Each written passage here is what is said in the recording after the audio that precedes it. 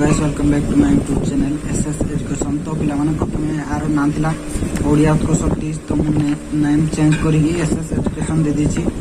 तो आज हमें हमर भूगोल बहिरो तो प्रथम अध्याय अछि भारत आकार और अवस्थिति हला। तो सेहिरो क्वेश्चन आंसर करबा। तो एठी होची देखि पारतो एठी पृथ्वी भारतर अवस्थिति एठी गोटे मानचित्र देइची 1.1 रो। तो आज हमें ता विषय करबा ताको क्वेश्चन आंसर गुडा करबा। आम प्रश्न देख कर्कटक्रांति निम्नस्थ क्यों राज्य ऊपर दे जाइए। पे आसाम भारतर पश्चिमतम द्राघिमा रेखार क्योंटी तो 97 डिग्री 25 पूर्व है। उत्तराखंड उत्तर प्रदेश बिहार पश्चिम एवं सिक्किम राज्य गुड़िक सीमा रेखा क्यों देश सहित लगी नेपाल है। तो आसंता ग्रीष्म अवकाश तुम्हें जदि काभाती जावाक चाह तेबे निम्नस्थ मध्य क्यों केन्द्र शासित अंचल को जीव ये हम लाक्षाद्वीप को जीवा। लाक्षाद्वीप आ कौन मरुभूमि को जीव, मरुभूमि को तो नहीं, ये हम लाक्षाद्वीप को है। तोर मो 5 नंबर प्रश्न देखी पार्थो मोर जड़े विदेशी सांग जार देश आमर देशर सीमारेखा को स्पर्श करूना निम्नस्थ मध्य देश टीकू बाछ। ये भूटान बांग्लादेश नेपाल और कौन ताजाकिस्तान है। तो ये ताजाकिस्तान हम। तो 2 नंबर आम करवा है। तुम ये प्रश्न गुड़िक देखिपार तुम खातार जो ये मु प्रश्न पढ़ुना सीधा आंसर तुमको देखे दूसरी। तो कौन कर युवा तुम बही देखी नब है।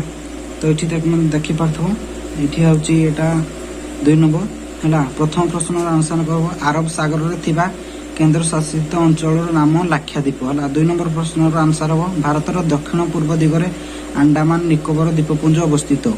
आ 3 नंबर हम प्रश्न उत्तर हम दक्षिण दिगरे थिबा श्रीलंका मालद्वीप आमर 2टी पड़ोसी देश अटंती।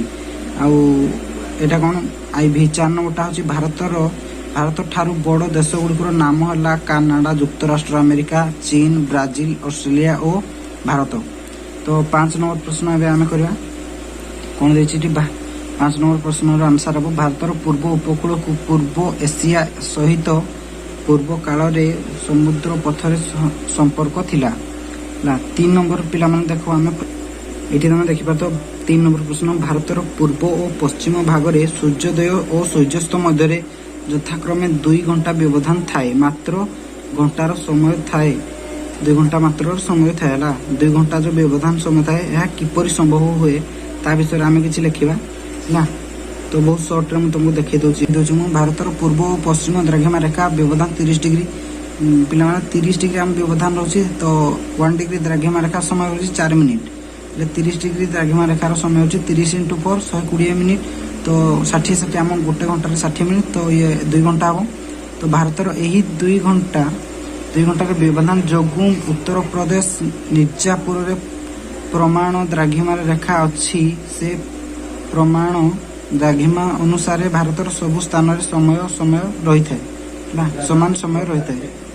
बर्तमान आम 4 नंबर करवा मानचित्र कार्य मानचित्र देखी तुम पिला माने तो ये देखना तुम जदि आटलास अच्छी तो प्रायतः स्कूल जदि तुम पाखे ना तो कोई लाइब्रेरी कि कौ सार कौटू आण आटलास रे सबू ये मानचित्र देखिकी तुम जान जदि तुमको बुझापी सहज हो। तो आंसर गुड़ाक हूँ देखे दूसरी तुमको ए। तो प्रथम प्रश्न देखो आरब सागर रे और बंगोपसागर रे अंडमान और निकोबर द्वीपपुंज रही। 2 नंबर हूँ भारत पाकिस्तान नेपाल भूटान बांग्लादेश और श्रीलंका। 3 नंबर हूँ गुजरात मध्य प्रदेश छत्तीसगढ़ झारखंड पश्चिमबंग त्रिपुरा मिजोराम है। तो 4 नंबर हूँ 84 डिग्री 8 जो ये भूल कली सॉरी 8 डिग्री 4 मिनिट है। आ भी नंबर हूँ पक प्रणाली है। भी आई हूँ दिल्ली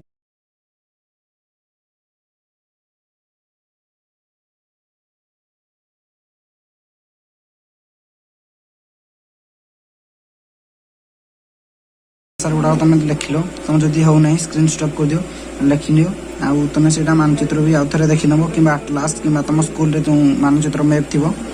आउ पे जब एपर्यंत चैनल को सब्सक्राइब करना जल्दी जाके सब्सक्राइब कर दियो कारण आम छटा प्रथम वीडियो नोटिफिकेशन आपन पाखक जीव।